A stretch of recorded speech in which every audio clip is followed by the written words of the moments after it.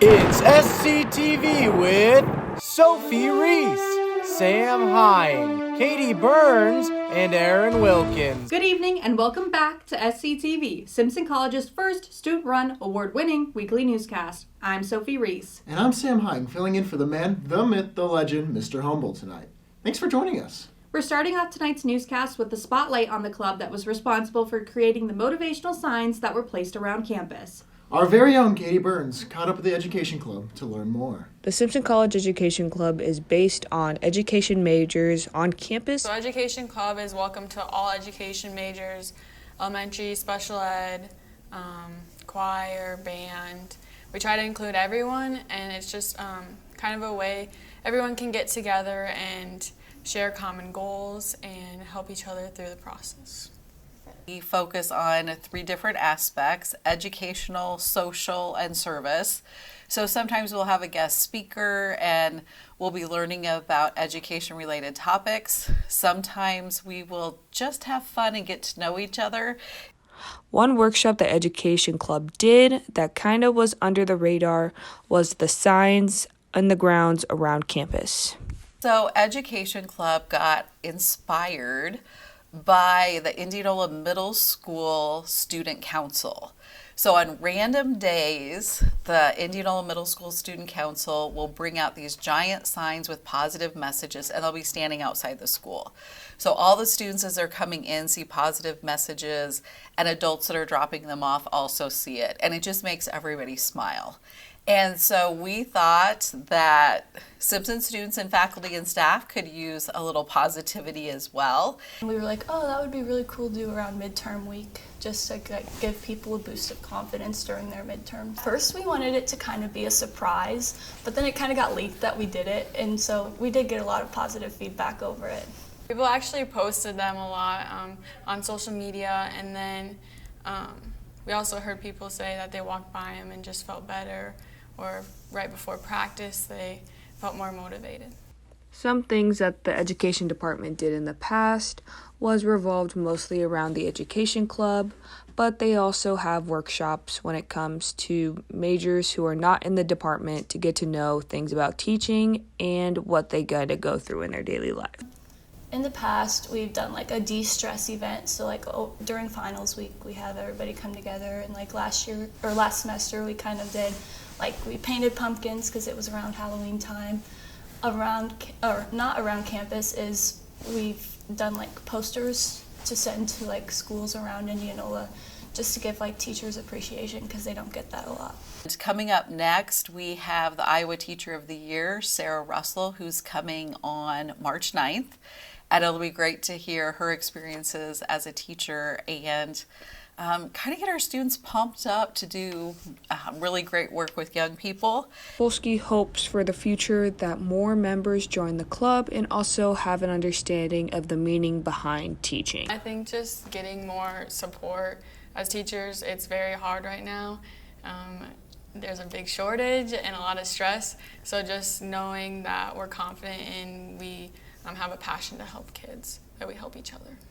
The Education Club will be meeting every other Thursday the rest of the semester from 7:30 to 8:30 in Coles 171. For Sctv, I'm Katie Burns. I can sure agree that those signs across campus made me feel uplifted. Great work to everyone in the Education Club. Who doesn't love a nice fried piece of chicken? That's right, one of Indianola's newest restaurants, Charlotte's Kitchen, has been very successful in its startup. Our Aaron Wilkins met with the owner to hear more about the restaurant. Who needs a Chick-fil-A or a Raising Cane's when you have a Charlotte's Kitchen here in Indianola? I had a chance to talk to the store owner and his path to success. Let's hear what he had to say. Did the research, food trucks with fried chicken, Des Moines, and nothing. There wasn't a single person focusing on fried chicken sandwiches, really fried chicken all for a food truck in Des Moines. So spent the next 6 months in that commercial kitchen perfecting a fried chicken recipe. So I think there's a couple things. One is we marinate all our chicken for 24 hours. So all the chicken's hand breaded to order, so it's really fresh. It's not sitting in a warmer forever.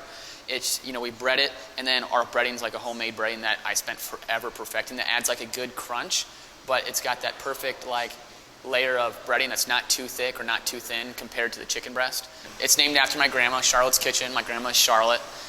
She kind of taught me the love for cooking. We'd go to grandma camp, as we called it growing up, where we learned her homemade recipes, bread, jams, etc. So she kind of instilled in me the love for cooking, and so to honor that, we're like, let's do the Grandma Wall of Fame where everyone loves their grandma. So let's put a wall up, Grandma Wall of Fame, where they can honor them forever. So I'm a big fan of Raising Cane's, and I think that Raising Cane's and Charlotte's are very, very comparable. It's a good place to eat. Their chicken's really, really good, and I know a couple people that work there too, so that makes the environment more fun and friendly for me too. I would say the first month was insane, like crazy. Biggest numbers we've ever done, even at Johnson, like down here. Overall, though, yeah, it's been a success. I can't complain. The community's been great to us. The feedback's been great. We're always improving, always on working and making things better. But overall, I think it's been pretty good. We could always do better, of course. Simpson's been great to us. I think I've seen the wrestling, the football team, the soccer team, the softball team. Just everyday college students up at Simpson and professors. You guys are amazing. Keep supporting us. We love you guys. We want to continue to see you guys. We love getting to know everyone that's come in here from all the different aspects within Simpson. So keep supporting Charlotte's Kitchen, man. Best fried chicken. Hinstead is excited and hopeful for the future. Reporting for Sctv, I'm Aaron Wilkins. I definitely need to make time to stop by Charlotte's Kitchen before I graduate and check out the Grandma Wall of Fame. Same here, Sophie. Moving into our light piece of the week, we're meeting a new friend. Here is Abby Hintz with a day in the life of Ducky Parton.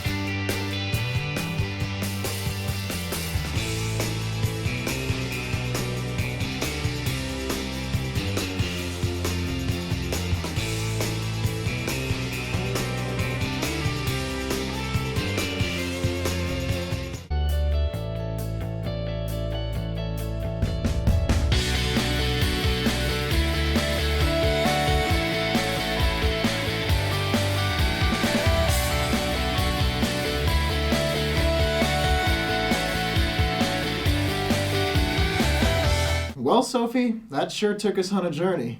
Couldn't have said it better myself, Sam. Now it's time for some highlights. The men's volleyball team is making history by playing in their first game ever last Friday. Our Katie Burns shot the highlights from our home court.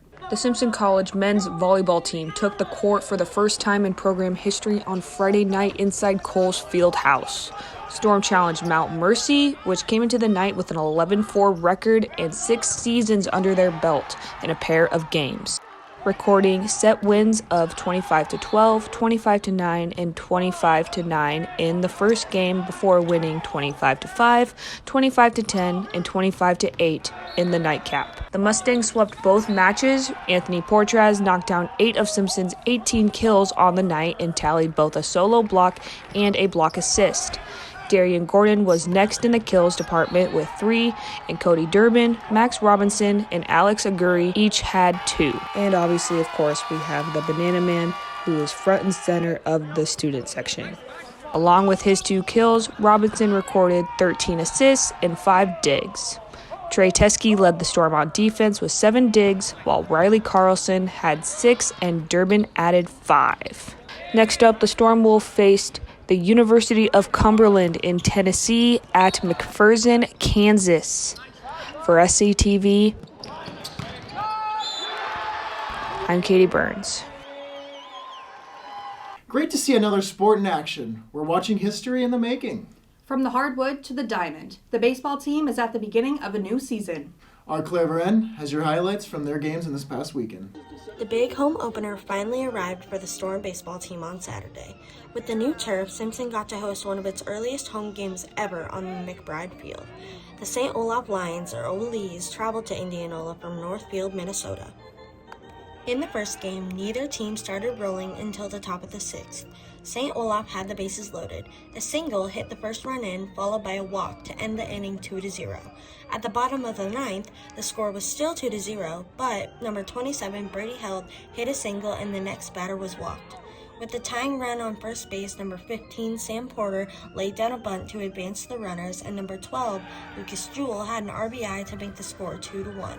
Number 5, Will Carlock, had a line drive to left field to give hope of evening out the score, but the Olees left fielder made the catch to end the game. In the second game, the Olees managed to start out on top again with a triple to make the score 1-0.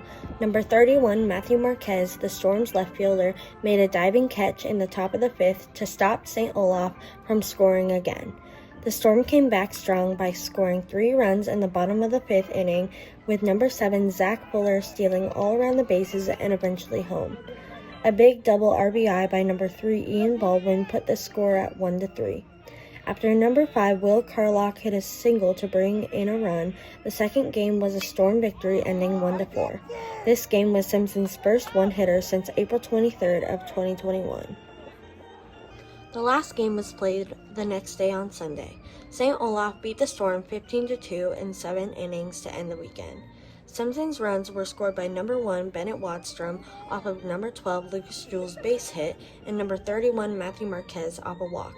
Number 18, Easton Dunwoody, was also named the American Rivers Conference Pitcher of the Week after his performance in the games. Next, Simpson is heading to Florida over spring break to play at the Russ Matt Invitational. Thanks to Emma Christensen and the Storm Athletic Communications Department for the game recap and final stats.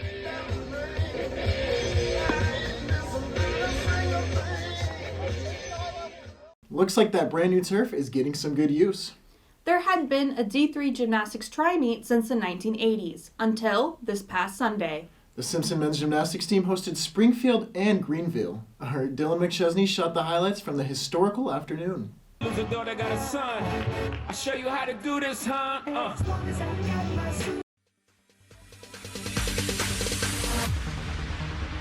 No, there ain't no stopping us.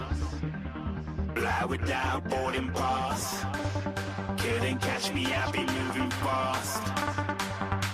Call me a shooting star. Let them know who you are. Flying up in a bar. Wish on a star. Time to show them who's in charge. Call me a shooting star.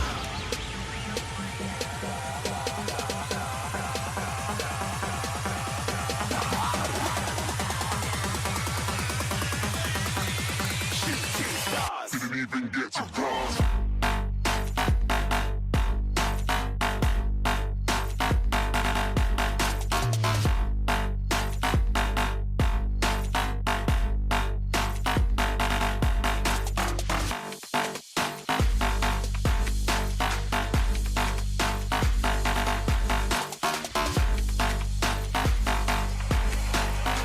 I said I'm moving too far. Get to glass.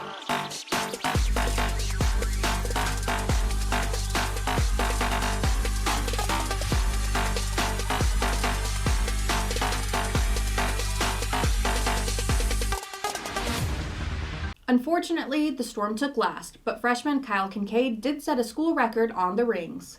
Moving into other sports, our recap is provided by Simpson Athletics.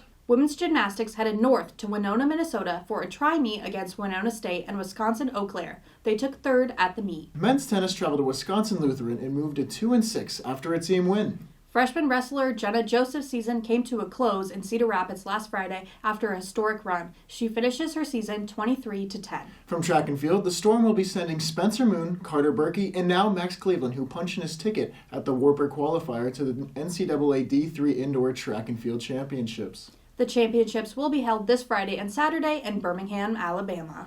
Well, bad news. That's going to be all from us here tonight. We thank you for your time. Ethan and I will be back after spring break. Until then, you stay classy, Simpson.